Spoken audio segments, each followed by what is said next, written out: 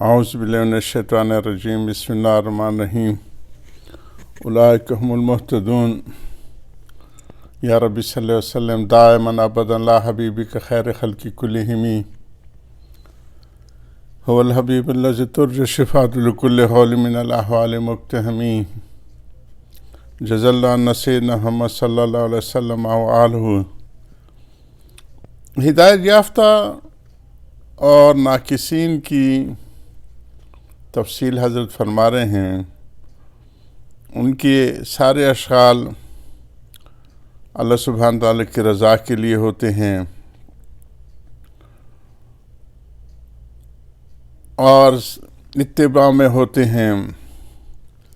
جب تعلق معلّہ اللہ سبحانہ تعالیٰ کامل مکمل عطا فرما دیتے ہیں، دل اللہ کی نور سے منور ہو جاتا ہے، تو پھر اللہ سبحانہ تعالیٰ ان کو پرواز کی سکت عطا فرما دیتے کہ نفس اور شیطان کی آہٹ کو پرکھ کے اڑ جاتے ہیں۔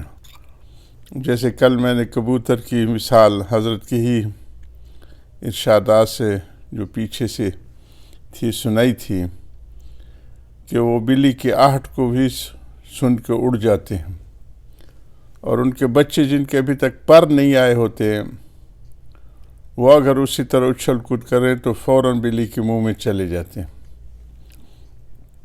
اسی کو بڑھاتے ہیں آگے۔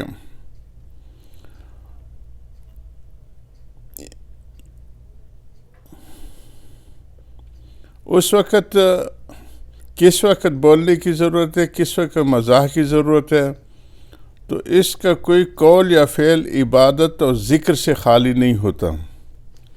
اس لیے کامل کو ہنسی مزاح زیادہ باتوں میں مشغول دیکھ کر اپنے اوپر قیاس کر کے اور اس پر اعتراض نہ کرنا چاہیے۔ جن باتوں کو تم فضول سمجھتے ہو وہ کسی حکمت یا ضرورت کی وجہ سے ان میں مشغول ہوتا ہے۔ صوفیاء نے اس کو خوب سمجھا اور وہ فرماتے ہیں کہ خلوت طویلہ سے بہت زیادہ یکسوئی میں ایک جگہ رہ جانے سے یا عبادت میں طبیعت گھبرا جائے تو چند روز کے لیے خلوت کو چھوڑ کر لوگوں سے ملنا، دوستوں سے باتیں کرنا، ہنسی مذاق کرنا، یا کچھ دنوں کے لیے سفر کر کسی شہر میں سیر و تفریح کے لیے چلا جانا، جیسے ہمارے سیاحتی مقامات ہیں، گلیات ہیں پاکستان میں، یا پاکستان تو اس طرح سے بہت زیادہ دنیا میں ایک منفرد مقام رکھتا ہے۔ اسی طرح ہمارے یہاں سعودی عرب میں شفا ہے یا طائف اور اس کے اوپر والی ابہا وغیرہ کی پہاڑیاں، تو اس علاقے میں چلا جائے۔ بلکہ امام غزالی رحمہ اللہ نے تو اس حالت میں ان امور کے اختیار کرنے کو واجب لکھا ہے کہ وہ طبیعت کو تھوڑا دوسری طرف متوجہ کرے۔ اس لیے میں ان کا حضرت کے سماع وغیرہ کا بھی ہے کہ عاشقانہ کلام سنے کہیں بیٹھ کے، جس کی وجہ سے ان پر کفر کا فتویٰ بھی لگایا گیا کہ انہوں نے مباحات بلکہ بظاہر فضولیات کو واجب کہہ دیا۔ مگر امام کی رائے صحیح ہے کہ قاعدہ فقیہ ہے مقدمۃ الواجب واجب، کہ واجب کا مقدمہ بھی واجب ہوتا ہے، اور جب طبیعت اعمال طاعت سے گھبرانے لگے تو اس کو طاعت کی طرف مائل کرنا واجب ہے، ورنہ یہ حالت بڑھتے بڑھتے تعطل کی طرف مفضی ہو جائے گی، یعنی ذکر اذکار میں اطاعت میں معطل ہو جائے گا، چھوٹ جائیں گے۔ جب کثرت اعمال سے طبیعت اکتا جائے تو اس صورت میں انشراح انبساط کے لیے اختلاط و سیر و تفریح مزاح بھی مفید ہوتا ہے، اور اس راز کو محقق ہی سمجھ سکتا ہے۔ غیر محقق تو ایسے موقع میں یہ بتلائے گا کہ فلاں وظیفہ پڑھ لو، فلاں وظیفہ پڑھ لو، یا باسط کا وظیفہ پڑھو، یا فتح کا ورد کرو، مگر محقق اس کی رائے پر ہنستا ہے اور کہتا ہے بے خبر بودند از حال درون واستعذ باللہ مما یفترون، اندر کے حال سے بے خبر تھے، ان کے افتراء سے اللہ کی پناہ چاہتا ہوں۔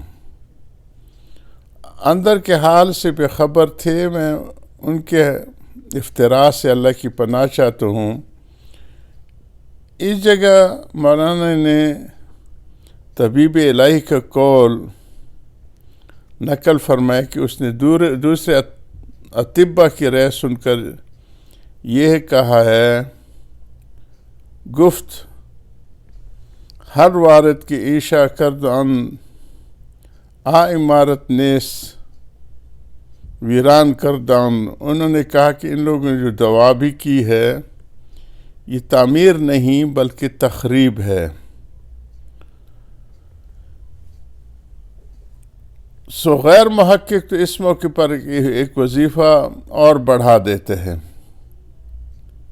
یہ نہیں دیکھتے کہ وظیفہ ہوئی سے تو یہ حالت پیدا ہوئی، مگر وہ الٹا اور وظیفہ ہی بڑھاتا چلا جاتا ہے، تو اس سے مرض کم ہوگا یا بڑھے گا؟ ظاہر ہے کہ جب سبب مرض میں اضافہ ہوگا تو مرض کو بھی ترقی ہوگی۔ محقق اس وقت علاج بھی ضد کرے گا۔ وظیفہ سے قبض ہوا ہو، یہ باطنی قبض کی طرف حضرت بتا رہے ہیں کہ جسمانی نہیں، کہ دل میں گھٹن جب آ جاتی ہے تو ترک وظائف کی تلقین کرتا ہے۔ خلوت سے انقباض ہو تو ترک خلوت کا امر کرتا ہے کہ لوگوں سے ملو، اپنے دوستوں میں بیٹھو۔ اس سے بہت جلد حالت میں افاقہ ہوتا ہے۔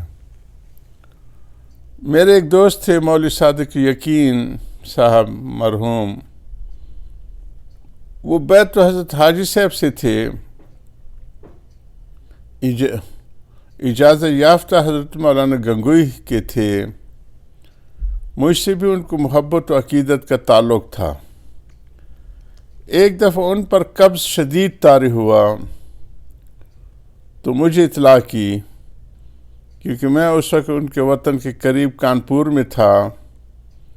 میں نے لکھا کہ آپ کچھ دنوں کو ذکر، شغل اور خلوت بالکل ترک کر دیں اور لکھنؤ جا کر چوک وغیرہ میں سیر و تفریح کیجیے۔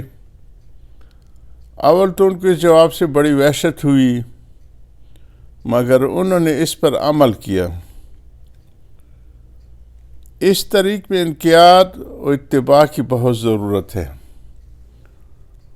کہ جس کو پھر شیخ مانے تو اس کے ساتھ اس کی بات کو پورا کرے اور اس ادھر ادھر پھر نہ دیکھے، مقید رہے اور اتباع کرے۔ شیخ کے ہیں چار حق، رکھ ان کو یاد، اطلاع و اتباع، انقیاد و اعتماد۔ تو یہ بہت ضروری ہوتے۔ اس راہ میں کفر از در این راہ خود بینی و خود رئی، خود رئی اس طریق میں صد راہ ہے۔ چنانچہ انہوں نے انقیاد سے کام لے کر فوراً عمل کیا، وہی 3 دن میں سارا قبض جاتا رہا اور شدت سے بس جاری ہو گئی کہ دل کو انشراح ہوا۔ اور پھر اب ایسا شخص اگر ہنسی مذاق میں مشغول ہوگا تو ظاہر ہے وہ علاجاً ایسا کر رہا ہے اور ضرورت کی وجہ سے ان کو اختیار کر رہا ہے، مگر ظاہرین کو کیا خبر، وہ تو صرف دیکھ کر یہ شخص زاہد عابد ہو کر اور شیخ و صوفی ہو کر ہنسی مذاق کر رہا ہے، اس کو یہ کیا معلوم ہے کہ اس کا ہنسنا و مذاق کرنا ہی عبادت ہے، کیونکہ مقدمہ واجب ہے۔ وآخر دعوانا الحمدللہ رب العالمین۔